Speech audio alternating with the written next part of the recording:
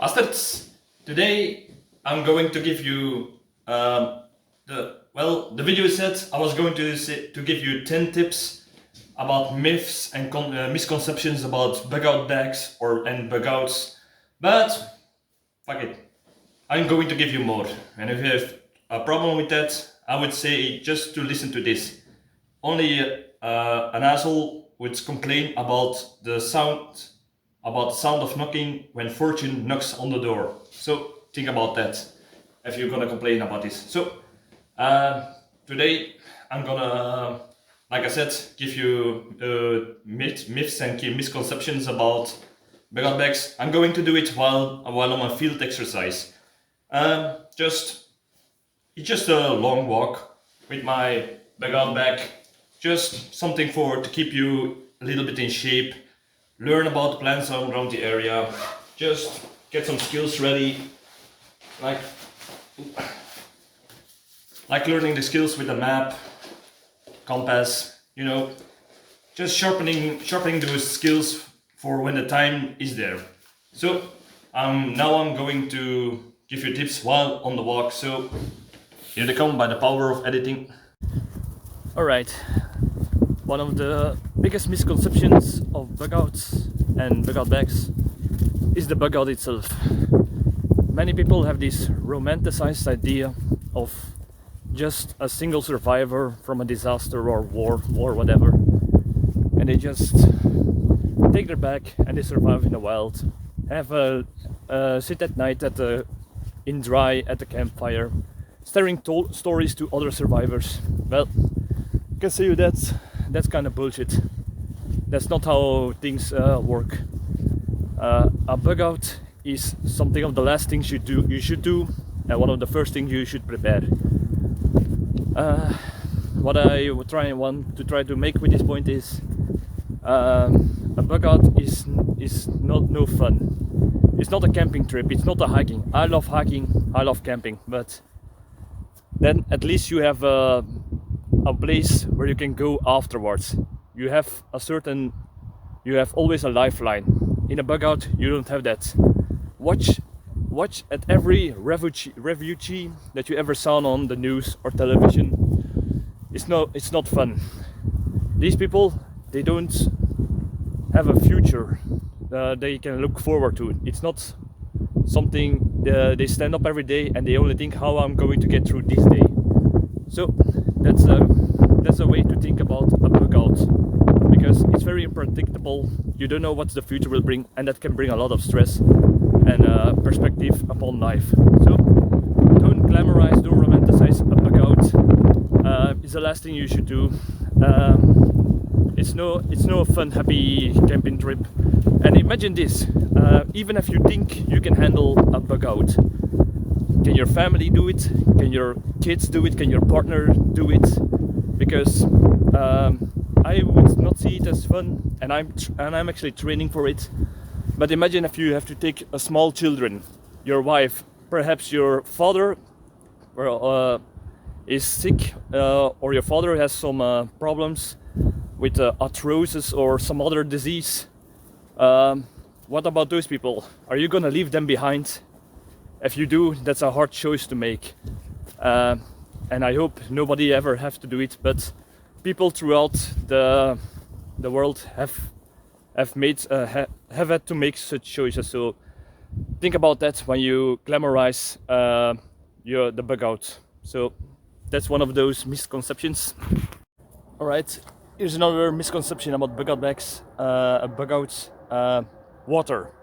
Why do I bring this up? You would say, especially in Belgium, because it rains almost so many days of the year. But imagine this: I'm here at the countryside, and if I need water, and now it has rains, but you see the problem. If you can see the water, this is the kind of water you are most willing to find, or some water next to the fields, but those are filled with chemicals from the fertilizers and such. You perhaps have rivers. There is here one, but that's one salt. So what I'm trying to say is water is very hard to find in ways. You can find perhaps some enough for drinking drinking water through the day, like I said, with shamak, get some in the morning with the dew from the grass. But other than that, if you have to gather that much water for just washing your clothes, cleaning a wound, if you find clean water and have a way to purify it. I once did a Bagot trip to Holland with my Bagot bike. So that was even on a bike. And it was in a summer day, and when I got home I almost was dried out. Why? My first mistake was I didn't brought enough water with me. Second mistake was I could not get on other people's property to get water from some water sources or rivers, because I couldn't really do that without doing something illegal like trespassing.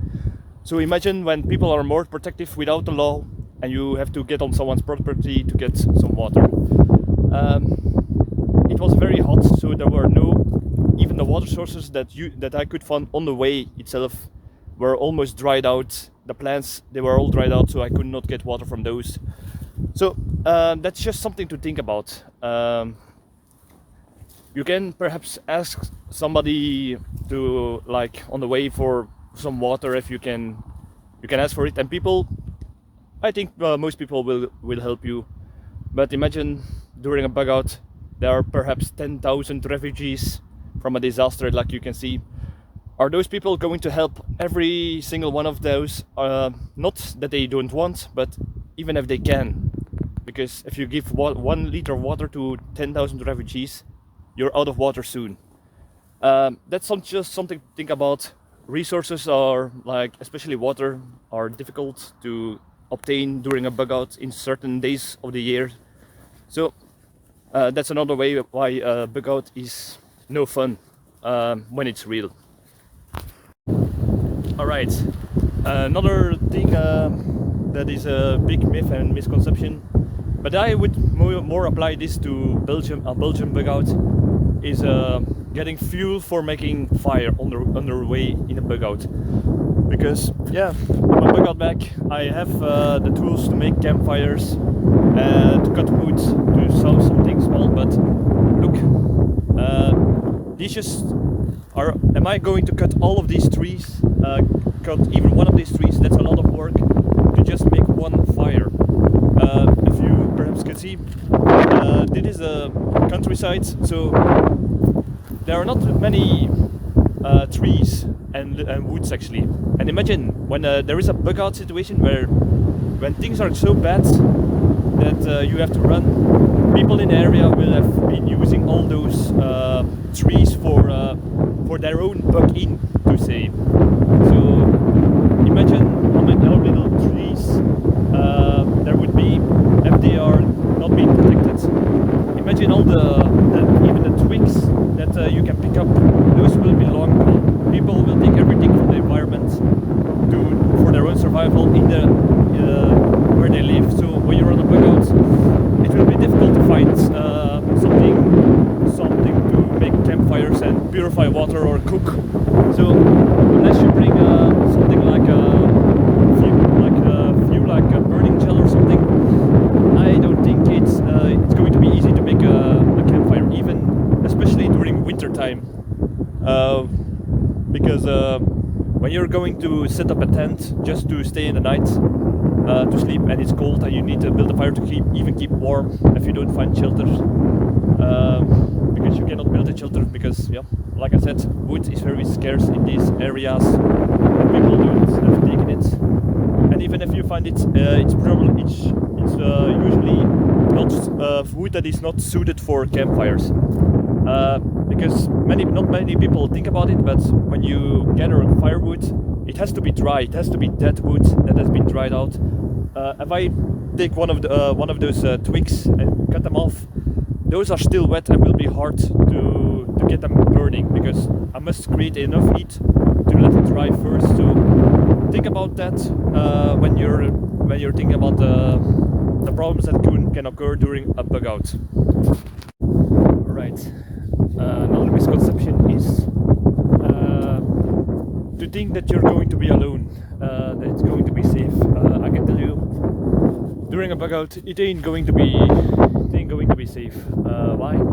Because I'm here walking the countryside on a Sunday, and all around me because you can see very far away, and every path where people are just walking on their Sunday, you can see them everywhere in the distance. So when there is a disaster, it's going to be difficult. To avoid people, and during a Bagot there are a lot of people that perhaps have criminal intent or are desperate to steal your stuff. Alright, just like the water, a great myth is, during a Bagot I'm just going to forage and hunt for food. But I can tell you, especially in this time of the year, when it's not spring or summer, it's very difficult to find edible nuts and other plants that are, like you can perhaps see, are hard to find. And hunting animals, well, unless the biggest animal you can find during a Bagot that you perhaps easily can hunt are birds. And that's in the case when you actually have something to hunt with, because it's still a Bagot, but there are probably police and our local authorities will be more alert, I guess. So I don't think you just can walk around with a bow, an arrow, perhaps an air rifle, or even a real rifle during a Bagot just like that. Because on the news you never see a refugee with weapons to say. Why? Because they get halted perhaps a few times a day at checkpoints, and they don't want people who are desperate to have guns, and because that would create more chaos. So imagine that you're not going to hunt easily, just things like rabbits or birds, so to feed yourself. So you are more how do you say this, dependent on what you bring or what you can get from perhaps helpful people. Especially during this time of the year where there is not much food around to gather foraging. Yeah, that's really something to think about. And during a Bagot there's more stress, you do more physical activity because you have to perhaps use the bike or run more, and you're going to use more energy. So even when there is not much food around, you have to use more energy, so you need more food. And that's when you're alone. Imagine when you have children, your partner, or perhaps other family or friends on your Bagot. So that's another misconception about Bagots. Alright, another misconception is people who think they only have to prepare for perhaps a summer situation Bagot or a winter Bagot. But you have to do for both, because even in summers some nights can be very cold, and even when the temperature like today is just a normal perhaps chance of rain, but still like 15 degrees, it can still be in the cold, become very cold, or perhaps you get wet, and that way you can have cold even in summertime. Winter can be brutal, so that's something I would perhaps would have said better. Don't underestimate the weather. It can start to rain, it can start to get cold, it can start to be freezing. So always be prepared for all weather conditions, because the weather changes, and that's something that people have a wrong idea about when they do a Bagot. They imagine like they wear those like in the movies, just some cargo pants and a shirt and a bucket back. But usually you're going to be duffled in much layers of clothing, even even in summertime, just to be sure about the weather. So that's another great misconception you have to think about. Alright, another misconception, and your physical condition. Yeah, a lot of people think they can get through a Bagot physically, because yeah, sure, you can go to the gym. Sure, some guys can bench what, 80 pounds or kilos or something. But even then, when you have to wear all that gear, perhaps you skip the leg day, just to say it like that, or you're just not in good cardio shape, whatever. Even when you are when you train in the gym a couple times a week, even the physical conditions because of the weather can be make it very much difficult, because in the gym you're in a safe, dry location. But imagine when you're cold, you're tired, you didn't have your cup of coffee in the morning, it's very windy, the wind goes against you, your clothes are heavy because you're wet, you're dirty, so your move is going a little bit down. Those are all factors that increase that's the reason why soldiers are disciplined and trained, because it's hard. Under hard conditions, everything gets twice as hard than in the gym. Then even when you give 110% in the gym, it will be much harder doing a Bagot. So physical health, especially with a heavy Bagot bag, it's very underestimated, and that's something that's another myth that needs to be thought about. Another myth is everything will go according to plan if you think it out well beforehand. I would say no, not by a long shot. Even when you have everything planned out, even when you're Google mapped everything in forehand to your Bagot location, even when you've done the routes by yourself in just regular times, something will go wrong. You will have to diverse your routes because perhaps the paths are blocked, there are perhaps checkpoints, perhaps you just want to avoid certain areas because there is danger, there were riots, looting or something, perhaps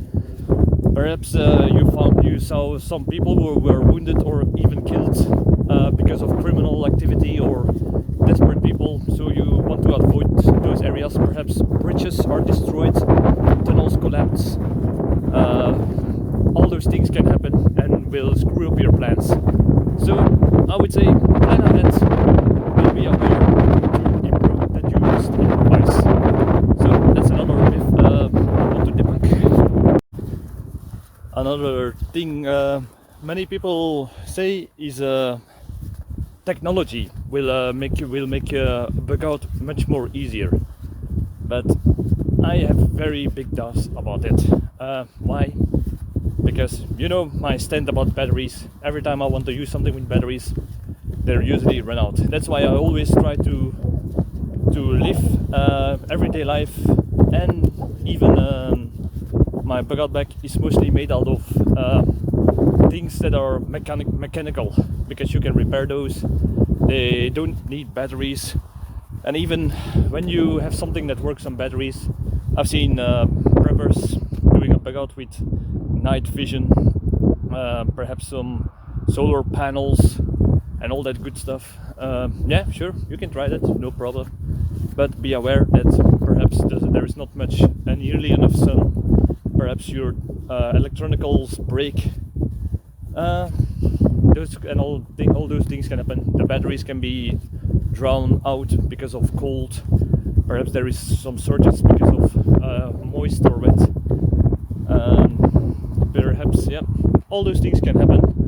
And to my knowledge, in my own experience, things that are electrical are something that can break easier, is what I'm trying to say. So reliance on technology to make a Bagot simple, it's not always that easy in a real situation. I would say you can try, but try to balance it out and try to take more care of your skills, that you have more skills to apply everything without technology, to not relying too much on technology, is what I'm trying to say to debunk this.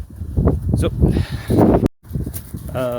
one of the biggest misconceptions is to think that you have the mentality to survive something like Bagot, because many people think, oh, I've done this, I've done this for as a prepper, I will survive, no problem. But it's very difficult to how to explain this, but sometimes you just need to push yourself. You need to experience hardship. You need to know what hunger is. You need to know what are the physical limits of your body. You have to have been there. You have to been sleeping in the cold, when you're wet, when you're tired, when you haven't been eaten a good meal in 3 days. So that's something that you need to have experienced to know where your limits are of your mental toughness. So that's a big misconception that people think, oh, I will survive. You have to have the will to survive. That's not something you can just say like that. You have to experience it, and to know you have to cross the line to know where your limits are. So that's something I would advise you to do in everyday life. Sometimes skip a meal, go out for a walk in the rain, go on a hiking trip with just a minimalistic way of using things. So that's just something, experience toughness to harden your body and mind is what I'm trying to say. So that's another myth that many people have about the Bagot. Even though I'm sure about my skills and perhaps my knowledge to survive such thing, I know that I have a limit. I know where the limit is somewhere, but I know I cannot endure it forever, and I know I'm aware of this, and it's that acceptance that's the first step to improve yourself. Another point that is a big misconception in my opinion is shelter. A lot of preppers think they can just, when they bug out, I would say you avoid the cities or crowded areas, but when you're looking for shelter over there, you can go into an abandoned building or something where they are ruined building or something, but other people will do that as well. So those will be actually very dangerous places, because a lot of desperate people will take refuge in these empty buildings, which makes it more dangerous for when to get robbed by desperate people or criminals or other dangerous persons. So that's another danger about a misconception about shelter. And even on the countryside, you can see, yes, you can put a tent on, but the farmers, they wouldn't be happy. And I said before, you can see far wide, so you cannot just put your tent just in the middle of a field. You will draw attention from the owners of the property, from the farmers, or even the authorities who are rounding up refugees or something. So that's something to think about. Think about, like I said, you cannot put it in the middle of the field to draw attention, but in the few woods you can see, perhaps you can put your tent there, but there are other people will have the same idea to be more safe. So yeah, shelter is kind of a difficult topic during a bug out to be completely safe. So that's another misconception, that you can easily find shelter either for sleep, for taking refuge from against the rain, or to not draw attention when you're resting or something, or to even make a campfire to warm up or something simple like that. So that's kind of difficult in the Belgium environment, city or just the countryside alike. So that's something to think about. Another misconception is sleep. People think, I will always be rested enough, I'll just take some power naps or something like that, but you will not get your healthy 8 to 6 hours of sleep a day, because it's going to be cold. Your shelter will be completely, you can be in danger, and that stress will keep you awake. There's just the stress all around from the uncertainty about the bug out, your bug out location, just the awareness to stay alert, your physical, that will also make it harder to sleep. So those are all factors that will cut off sleep. And when you're not a morning person, you will definitely not like the morning during a bug out. So that's something to think about, and a myth for bug outs.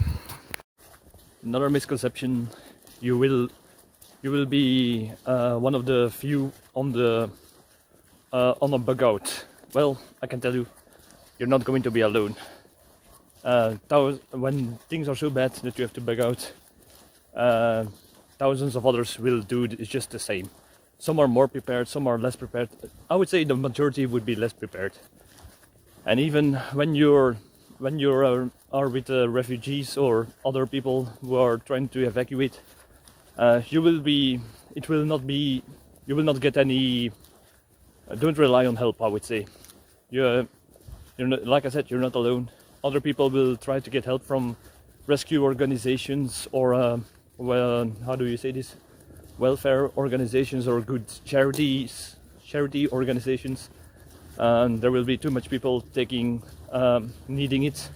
So that's why you must be prepared to not be dependent on those. Governments will try to create order in the chaos. So they will try to put you into perhaps internment camps, stop you at checkpoints and guide the stream of refugees to a certain place so they can be rounded up easier. Owners of property or local people and local authorities will try to scare you away because you know how humans can be. We don't trust each other, so that's what's likely going to happen when people are setting up camps in your neighborhood. Local authorities will try to discourage those, and even governments can use refugees as political coin, just to say.